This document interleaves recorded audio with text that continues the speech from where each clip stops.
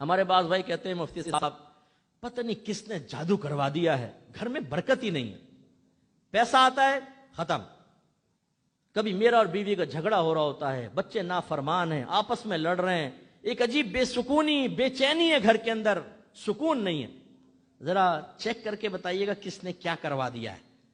بہنیں کہتی ہیں کیا کروا دیا ہے؟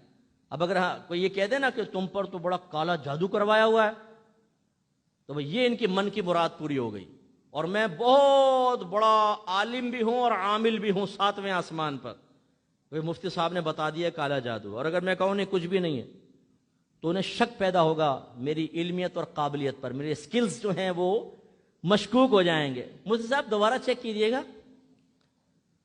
اب ہم جیسے آدمی کہتے ہیں کہ بہن آپ کے گھر پہ کوئی جادو ٹونا نہیں ہے، ہاں ایک جادو ہے اور وہ کروانے والے آپ سب ہیں۔ وہ کیسے؟ آپ نماز پڑھتے ہیں؟ نہیں۔ روزہ رکھتے ہیں؟ کچھ آگے پیچھے ہو جاتا ہے۔ قرآن پاک روزانہ گھر میں کھلتا ہے تلاوت کرتے ہیں؟ نہیں۔ گھر میں گالی گلوچ چلتی ہے؟ وہ تو ایسے چلتی ہے کہ جیسے بس سانس لے رہا ہو آدمی اندر باہر۔ بچوں کو علم دین سکھایا؟ آپ نے علم سیکھا؟ نہیں۔ جب یہ سارے جادو جمع ہیں گھر میں برکت کیسے پیدا ہوگی؟ آپ جو روزی کما رہے ہیں اس کے احکام سیکھے کہ وہ حلال ہے کہ حرام ہے۔ حرام رزق جب گھر میں پہنچے گا، اولاد کے پیٹ میں حرام پہنچے گا، اولاد فرما بردار نہیں بنے گی، بدتمیز قسم کی بنے گی، باپ کی آنکھوں میں آنکھیں ڈال کر گفتگو کرنے والی بنے گی، ماں بوڑھی ماں کو اس کی کمزوریوں کا احساس دلانے والی بنے گی، بیوی کو پیٹھ پیچھے کھڑی کر کے اور ماں کے سینے پہ چڑھ کر گفتگو کرنے والی بنے گی۔ یہ اس رزق کی برکتیں ہوتی ہیں جو ہم نے مشکوک ان اولاد کے پیٹ میں اتارا ہوتا ہے۔ جادوگر تو ہم ہیں بہت بڑے۔ میرے آقا صلی اللہ علیہ وسلم نے ارشاد فرمایا کہ جب شوہر بیوی کو اپنے پاس بلائے اور وہ انکار کر دے تو اللہ تعالیٰ کے فرشتے تمام رات اس عورت پر لعنت کرتے رہتے ہیں۔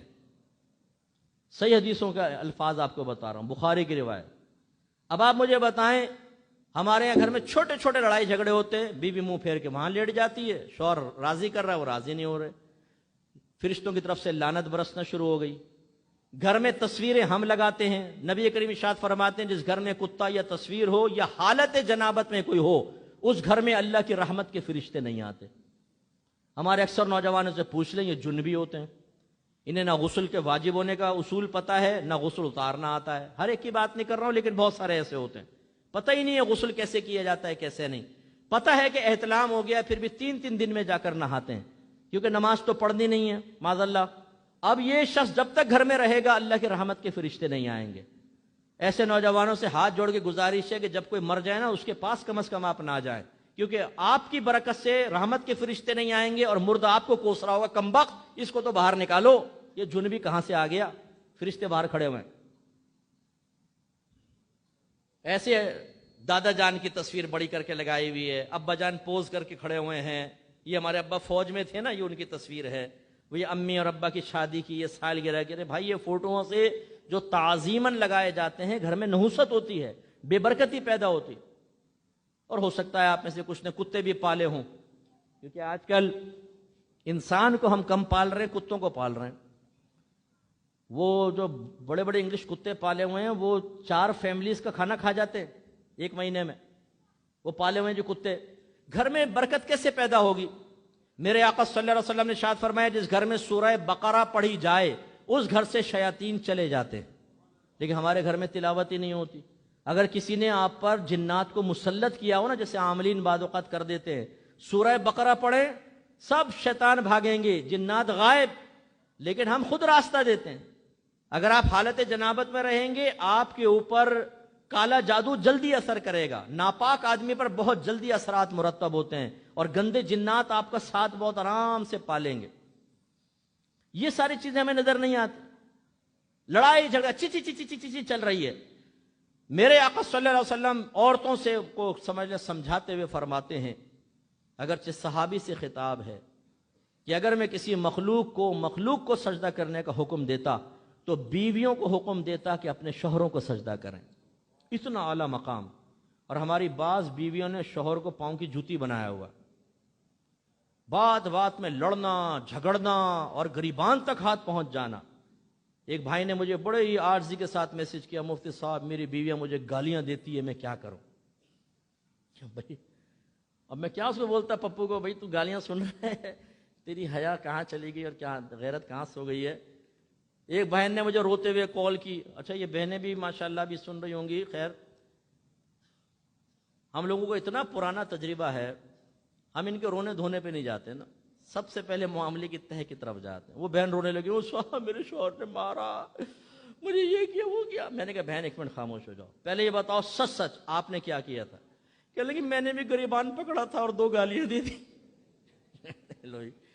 اب جس گھر میں شوہر کا یہ حال ہو کہ اس کو بات بات پہ گالیاں بک رہی ہو، عورت سینے پر چڑھ کے گفتگو کر رہی ہو، اپنے بھائیوں کی بیک کا فائدہ اٹھاتے ہوئے اسے ڈرا رہی ہو، کچھ کیا نا میں بھائی کو فون کرنا، وہ شوہر نے کہا نہیں نہیں بھائی نہیں کرتے نا، بھائی بڑا خطرناک ہے، آگے ڈنڈے سوٹے مارے گا مجھے۔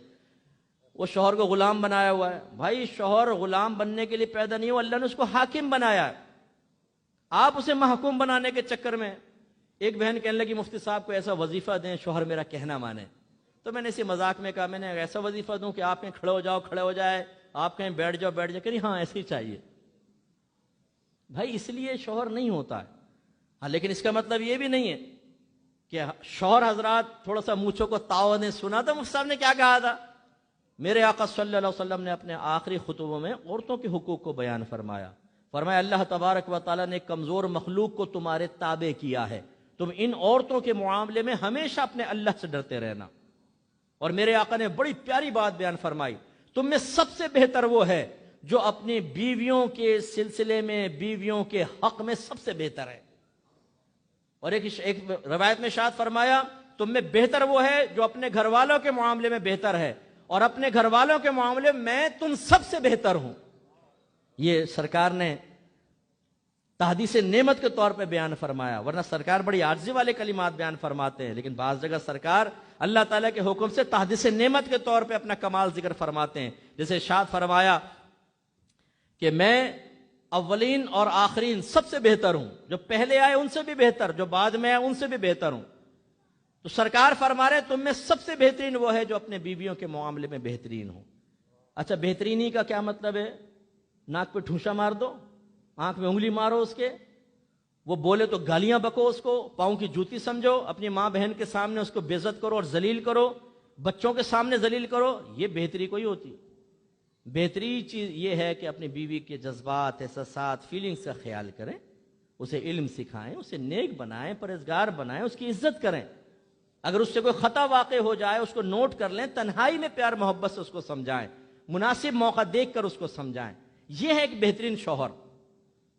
لیکن ہمارے ایسا نہیں۔ اب خود بتائیے جو شوہر مسلسل بیوی پہ ظلم کر رہا ہو تو کیا آپ کے گھر پہ رحمتیں نازل ہوں گی؟